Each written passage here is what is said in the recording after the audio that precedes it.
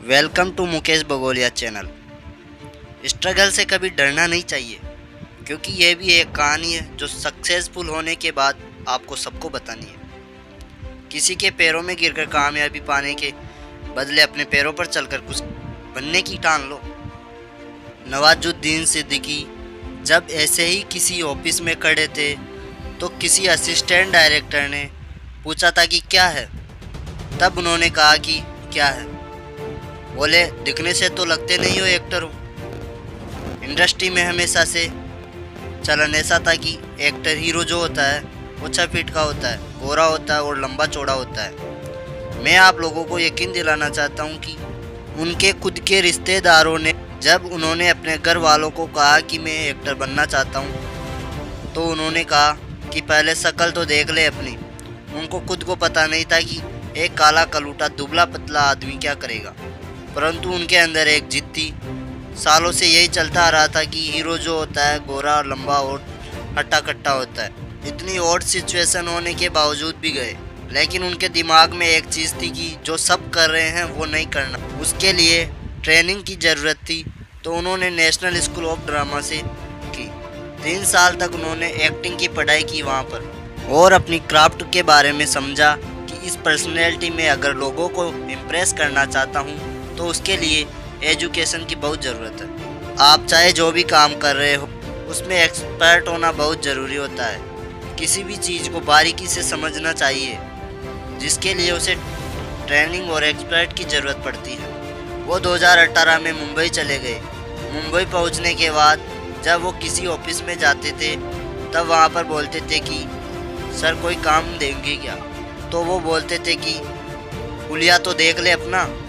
तो ये हर बार उनको सुनने को मिलता था, लेकिन वो कॉन्फिडेंट थे अपनी ट्रेनिंग पर। उनका ये मानना था कि आज नहीं तो कल, कल नहीं तो 1 साल के बाद, 1 साल के बाद नहीं तो 10 साल के बाद, और 10 साल के बाद भी नहीं तो 30 साल के बाद उनको काम ज़रूर मिलेगा।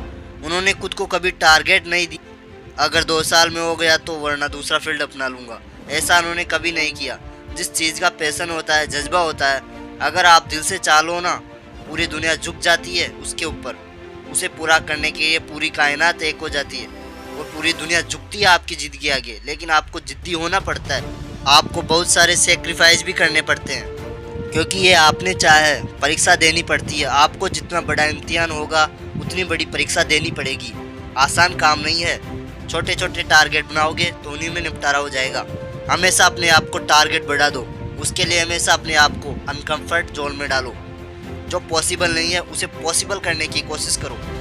जब वो मुंबई आए तो उनके पास पर्सनैलिटी नहीं थी, ना ही उनके इंडस्ट्री में कोई गॉडफादर थे, इसलिए वो हमेशा लोगों के बीच में रहते थे। उनको ऑब्जर्व करने के लिए नवाजुद्दीन सिद्दीकी के पास 12 साल तक कोई काम नहीं था, लेकिन उनकी एक खासियत थी कि वो लोगों के बीच में रहते थे। जब आप स्ट्रगल कर रहे होते हो ना, तो आपके पास एक चांस होता है। ऑफ कोर्स स्ट्रगल में आपको बहुत सारी चीज़ें सेक्रीफाइस करनी पड़ती है। आपने चाहे कुचली आपको ही है तो आपको ही मिटानी होगी। आप जो आप है वो आप नहीं बनना चाहता। अगर मुसीबतें आ रही है तो आप शिकायत भी नहीं कर सकते, क्योंकि आप नहीं चाहता बन। उनको 10-12 साल के बाद ऐसा लगने लगा था कि चलो यार छोड़ कर सब कुछ चलते हैं। लेकिन जब भी वो डिमोटिवेट होते तो उनकी मदर उनकी एक चिट्ठी लिखती थी, जिसमें चिट्ठी लिखने के बाद एक नीचे लाइन लिखती थी, 12 साल में कचरे के दिन भी बदल जाते हैं, तू तो इंसान है, तेरा दिन भी बदलेगा। जब आपका वक्त ख़राब होता है तो आप अपने परिवार की कही हुई बातों पर विश्वास कीजिए। दोस्तों, मैं आप लोगों को बताना चाहता हूं कि नवाजुद्दीन सिद्दीकी मुजफ्फरनगर बुढ़ाना गांव में रहते थे। जब वे वहां से आए थे तो वहां पर लाइट भी नहीं थी। दोस्तों, जब नवाजुद्दीन सिद्दीकी पहली बार मुंबई आए तो 15 दिन तक तो कमरे से बाहर भी नहीं निकले थे, क्योंकि वहाँ की वो स्पीड देखकर घबरा गए थे। वो वापस भी नहीं जा सकते थे, और वापस जाते तो कहाँ जाते।